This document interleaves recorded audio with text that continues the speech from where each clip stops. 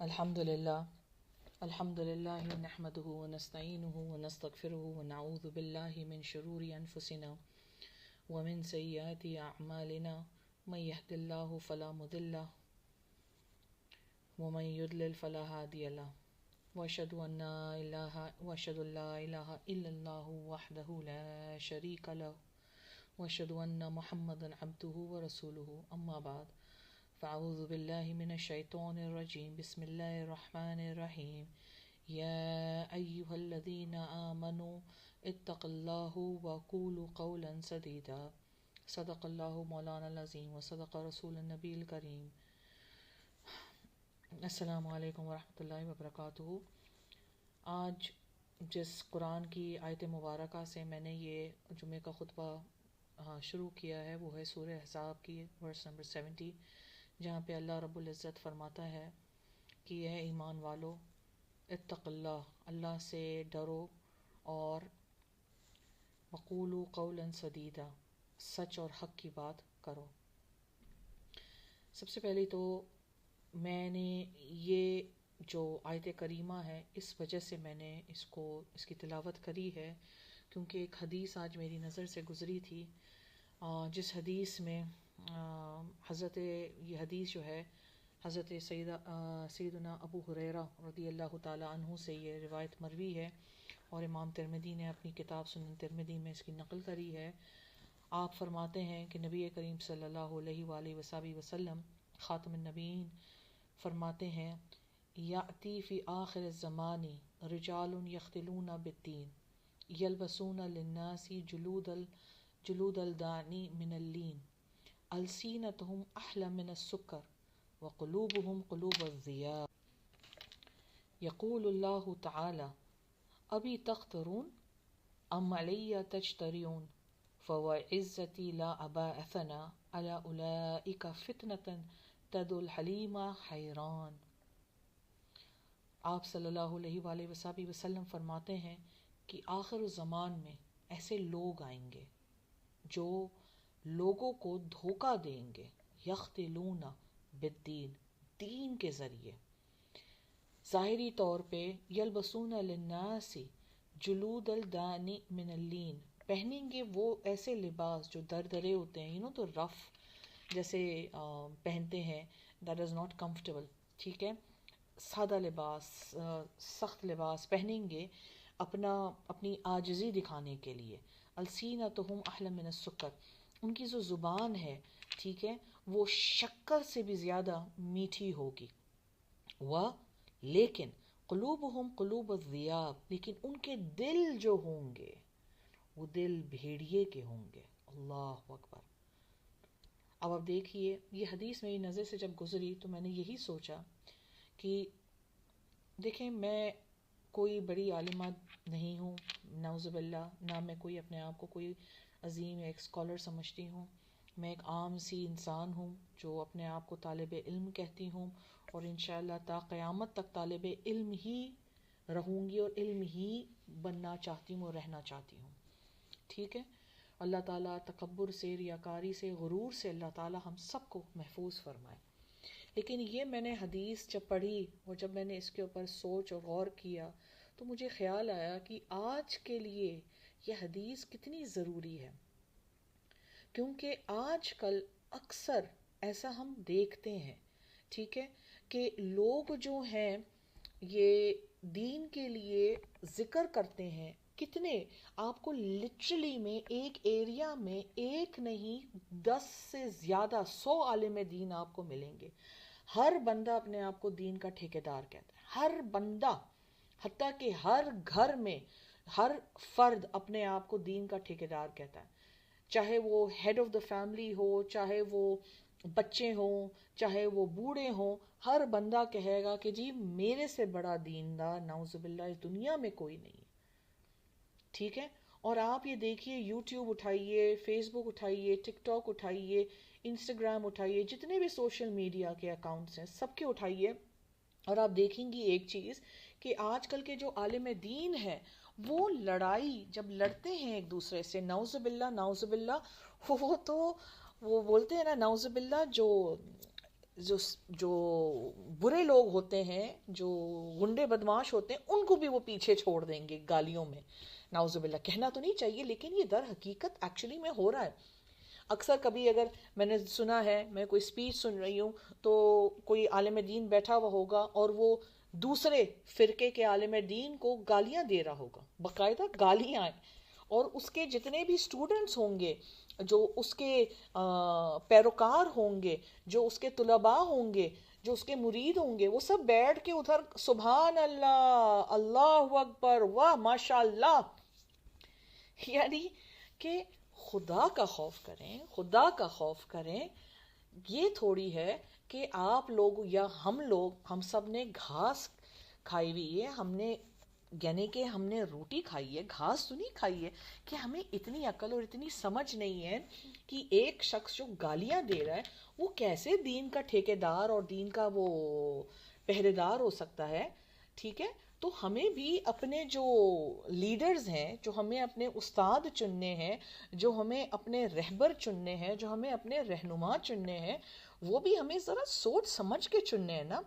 یہ تو نہیں نا کہ جس کے پاس 100,000 فالوورز ہیں تو جی بس وہ ہمارا یہ ہو گیا، رہبر ہو گیا.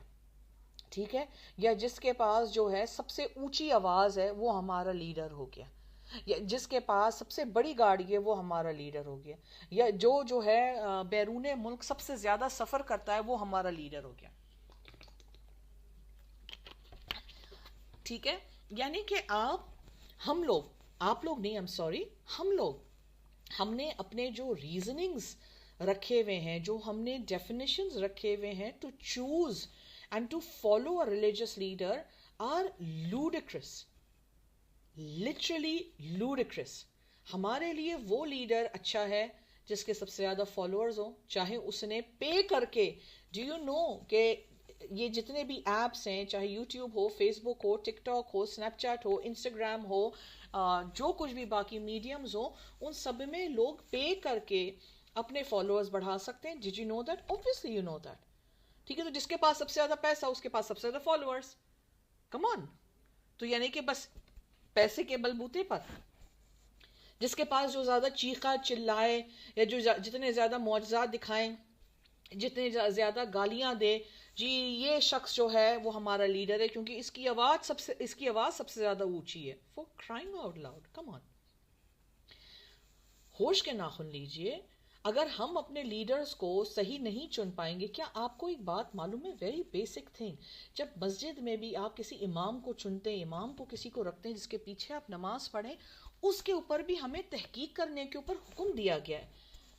ٹھیک ہے، اس کے اوپر بھی کہا گیا ہے کہ اس کو دیکھیں کہ وہ دین کی جو علم ہے اس میں سب سے آگے ہے.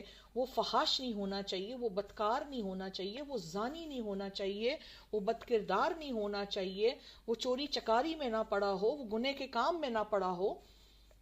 لیکن آج کل سے تو ہر بندہ ہی امام بنا ہوا ہے. آپ کو پتہ ہے ہمارا دین اسلام واحد دین ہے جس کے اندر پیسہ، سٹیٹس، کپڑے، گاڑی یہ سب میٹر نہیں کرتے. ایک بہت خوبصورت کسی نے پکچر بہت عرصے پہلے ڈالی تھی فیس بک پر، جس کے اندر ایک سویپر تھا.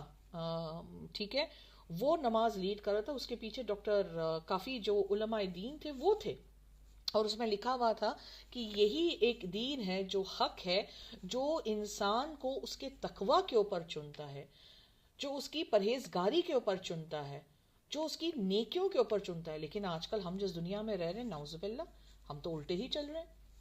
ہمارے لیے تو وہی ہمارا پیروکار ہے جس کے اوپر سب سے زیادہ واہ ہوتی ہے.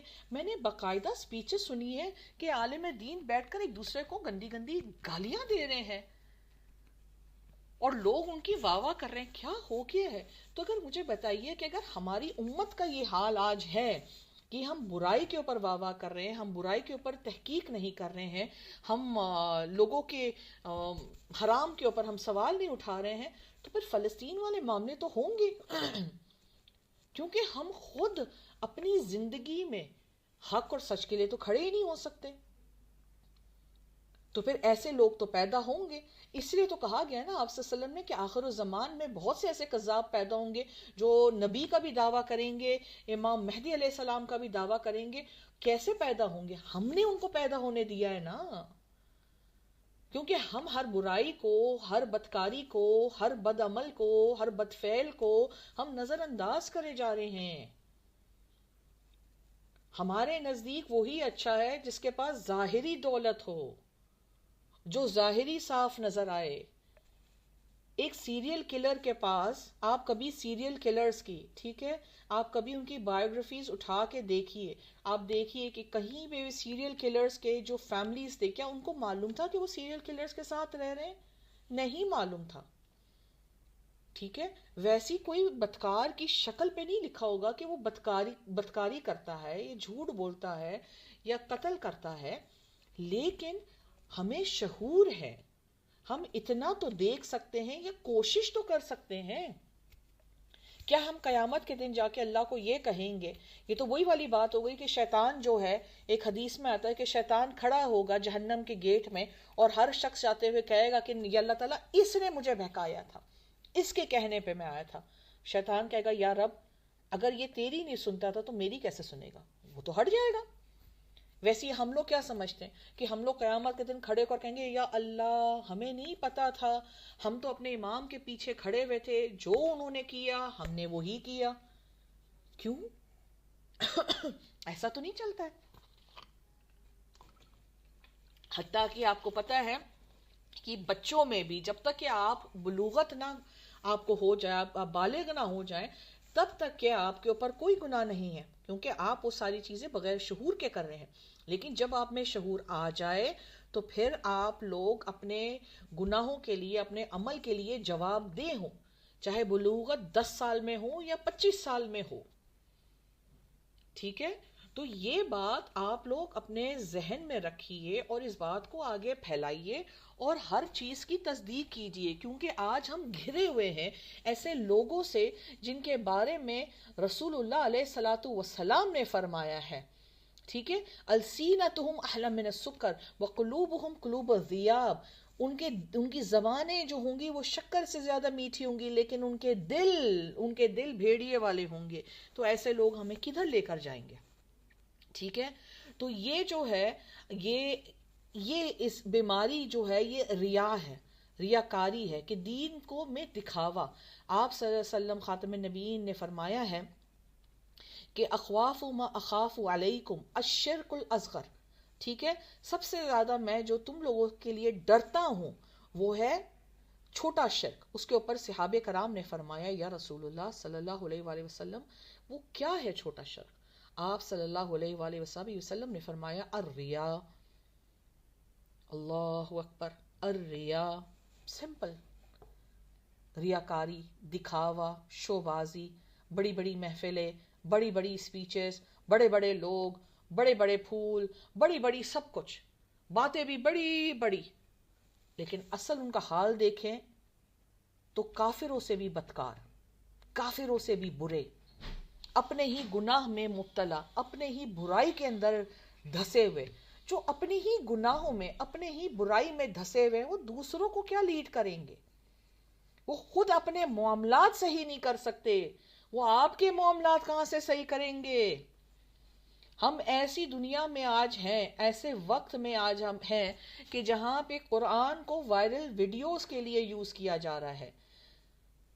جو ویڈیوز وائرل ہو گئی ہم اس کے لیے یوز کرتے ہیں. جہاں پہ علماء دین ایک دوسرے سے بحث کرتے ہیں فرقے واریت کے اوپر، لیکن صرف اور صرف شہرت کے لیے. جہاں پہ ہم جو ہیں، ہم زیادہ ریاکاری اور دکھاوے کے اوپر جاتے ہیں، اخلاص کے اوپر نہیں جاتے ہیں. کوئی شخص آپ کے ساتھ مخلص ہو، ہم اس کو لات مارتے ہیں. لیکن کوئی شخص جو بہت امیر ہو، بہت کبیر ہو، بہت پیسہ ہو، بہت دولت ہو، بڑی گاڑیاں ہو، بڑی بڑی کوٹھیاں ہوں، 10-15 بیٹے ہوں، آپ ان سب کی باتیں سنیں گے. لیکن جو مسکین بندہ ہے، جو غریب بندہ ہے، لیکن جو مخلص بندہ ہے، اس کو آپ لات ماریں گے. ہم جو ہیں یہ امت، اب ہم دکھاوے میں آگے ہیں. ہم اخلاص کے پیچھے نہیں، ہم نیکی کے پیچھے نہیں، ہم دینداری کے پیچھے نہیں، ہم صرف ریاکاری کے پیچھے بھاگتے ہیں. اس لیے آج یہ سب ہو رہا ہے جو ہماری امت میں ہو رہا ہے. اس لیے مسلمان ممالک جو ہیں وہ پیچھے رہ گئے ہیں. اللہ تعالیٰ اس کے بارے میں قرآن میں فرماتا ہے سورہ المعون میں ورس نمبر 4 to 6. فَوَيْلٌ لِّلْمُصَلِّينَ الَّذِينَ هُمْ عَنْ صَلَاتِهِمْ سَاهُونَ الَّذِينَ هُمْ عَنْ صَلَاتِهِمْ سَاهُونَ الَّذِينَ هُمْ يُرَاعُونَ. اور ان کے اوپر اللہ کی لعنت، ان کے اوپر اللہ کی لعنت جو نماز تو پڑھتے ہیں دکھاوے کے لیے، لیکن نماز کی صحیح ادائیگی نہیں کرتے ہیں، جو صرف دکھانے کے لیے کرتے ہیں. یعنی کہ ہمارے لیے اللہ نے بتا دیا ہے کہ ہمارا جو مقصد ہونا چاہیے ہر چیز میں، خاص کر دین میں، وہ ہے اللہ کی رضا، لوگوں کی واہ واہ نہیں. امام اعظم ابو حنیفہ رحمۃ اللہ علیہ فرماتے ہیں کہ دین جو ہے، دین علم، وہ بحث کے لیے نہیں، دکھاوے کے لیے نہیں، دنیاوی فائدے کے لیے نہیں، لیکن اس کے اوپر عمل کرنے کے لیے اور اللہ سے تقوی رکھنے کے لیے ہے. امام اعظم ابو حنیفہ کا رحمۃ اللہ علیہ کا بتایا جاتا ہے کہ وہ ایسے پاور آف پوزیشنز کو جھٹلا دیتے تھے. He would refuse it. وہ سیلریز نہیں لیتے تھے کیونکہ ان کو واہ واہ نہیں چاہیے تھی. آپ صلی اللہ علیہ وسلم نے فرمایا ہے انما الاعمال بالنیہ وانما لکل امر ما نوی. ہر انسان جو ہے اس کا اعمال، اس کے جو اعمال ہیں اس کی نیت کے اوپر دار و مدار اس کا ہے، اور ہر انسان کو وہی ملے گا، ٹھیک ہے، جو اس کی نیت تھی.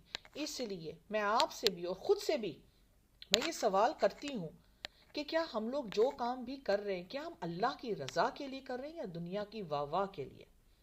یہ سوال ہم سے پوچھنا، اپنے آپ سے بھی سب سے پہلے اپنے اندر جھانکیں. دوسروں کو کچھ نہ بولیں، پہلے اپنے اندر جھانکنے کی ہمیں ضرورت ہے کہ ہم کیا کر رہے ہیں. کیا ہمارے اعمال ویسی ہیں کہ ہم نبی کریم صلی اللہ علیہ وسلم کے سامنے ان کی وسیلے کے لیے ہم بھیک مانگ سکیں گے؟ کیا ہماری اتنی اوقات ہے؟ کیا ہم نے کسی کا دل توڑا ہے؟ کیا ہم نے کسی کے ساتھ زیادتی کی ہے؟ کیا ہم نے دین کے بارے میں جھوٹا پیغام آگے بھیجا ہے؟ کیا ہم نے کسی کا حق مارا ہے؟ بتائیے. یہ سارے سوال ہمیں ایز اے معاشرہ پہلے کرنا چاہیے. پہلے ہم اپنے اعمال، اپنے گھر کے اعمال ٹھیک کریں، پھر ہم باہر جائیں اور دوسروں کو سکھائیں. جب دین جو ہے دکھاوا بن جاتا ہے تو ایک کنفیوژن پھیل جاتا ہے. جب لوگ قرآن کو اپنے فائدے کے لیے استعمال کرتے ہیں تو ان کے دل سے قرآن اٹھا لیا جاتا ہے. پھر بھلے وہ پورا قرآن حفظ کر کے آپ کو پڑھ دیں، لیکن ان کو قرآن کی سمجھ نہیں ہے. ٹھیک ہے. اللہ تعالیٰ نے حدیث میں آپ صلی اللہ علیہ وسلم نے فرمایا کہ اللہ تعالیٰ فرماتے ہیں کہ میری عزت کی قسم ہے، ٹھیک ہے، میں ان کے اوپر ایک ایسا فتنہ بھیجوں گا جس سے وہ ان کے جو عقل مند اور ذہین لوگ ہیں وہ بھی پریشان ہو جائیں گے. اور اب دیکھیے یہی آج کل سے ہو رہا ہے، ہر طرف پریشانی ہے. رمضان تراویح کتنی پڑھنی ہے؟ 8 پڑھیں، 4 پڑھیں، 12 پڑھیں، 20 پڑھیں، 2 پڑھیں، 2 کر کے پڑھیں، 4 کر کے پڑھیں. افطار کا کیا ٹائم ہے، سحری کا کیا ٹائم ہے. قرآن اٹھا کے پڑھ سکتے ہیں، قرآن کو پیچھے سننا چاہیے امام صاحب کے. ہمیں کیا کہتے ہیں لیلۃ القدر کیسی منانی چاہیے، شب برات کیسی منانی چاہیے، کون سی دعا پڑھنی چاہیے. یہی تو سارے مسئلے ہو رہے ہیں کیونکہ سب نے قرآن پڑھا ہوا ہے، سب کے پاس ڈگریز ہیں، سب عالم دین ہیں، سب نے درس و نظامی کا کورس ماشاءاللہ کیا ہوا ہے 10 سال 12 سال، لیکن اپنی زندگیوں میں دین کو اپلائی نہیں کیا ہے. اس لیے ہم سب ایسے گھوم رہے ہیں کیونکہ ہمیں خود نہیں پتا، ہم اپنے آپ کے اوپر ظلم کر رہے ہیں. کیونکہ ہم نے جو سب سے بڑا انعام اللہ نے ہم سب کو دیا ہے وہ ہے دین اسلام، مسلمان ہونے کا، مسلمان خاندان میں پیدا ہونے کا، مسلمان بننے کا، کلمہ پڑھنے کا، رسول اللہ علیہ الصلوۃ والسلام کا امتی بننے کا. اور ہم نے اس کا کیا شکر ادا کیا ہے؟ ہم نے دین کو بیچ دیا. کچھ فرقے بولتے ہیں کہ یہ کرنا چاہیے کیونکہ ہمارے امام صاحب نے ایسا کیا ہے، سامنے والا فرقہ بولتا ہے کہ نہیں ہمارے امام صاحب ایسا کریں، اور اصل میں نہ وہ لوگ مانتے ہیں اس بات کو نہ سامنے والے، لیکن بولتے ہیں نا، پھر انسان کو گدی پیاری ہو جاتی ہے. پھر گدی کے خاطر جو جھوٹ بولنے پڑے، جو بھی کچھ کرنا پڑے، پھر وہ بھی کرتے ہیں، ان کے پیروکار بھی کرتے ہیں، صرف اور صرف اپنی دنیاوی عزت بچانے کے لیے، اور آخرت خراب کر دیتے ہیں. اس لیے آج یہ امت اتنی زیادہ خسارے میں جا رہی ہے کیونکہ یہاں پہ بولنے والے، چیخنے والے، پڑھنے والے بہت ہیں، لیکن عمل کرنے والے بہت کم۔ اللہ تعالیٰ سے دعا ہے کہ اللہ تعالیٰ ہمیں ان میں سے بنائے جو عمل کرتے ہیں۔ اس لیے میں سارے طالب علم کو ایک بات بتاؤں گی، ایک خاص پیغام دینا چاہوں گی، انکلوڈنگ مائی سیلف، کہ دین اگر آپ سیکھ رہے ہیں تو دین ایک امانت ہے۔ اس کو صرف بحث یا ایک رتبے اور درجے کے لیے، گتی کے لیے استعمال نہیں کریں۔ اگر دین آپ کو عاجز نہ بنائے تو اس کا مطلب ہے کہ آپ جو ہیں اگنورنس میں ہیں،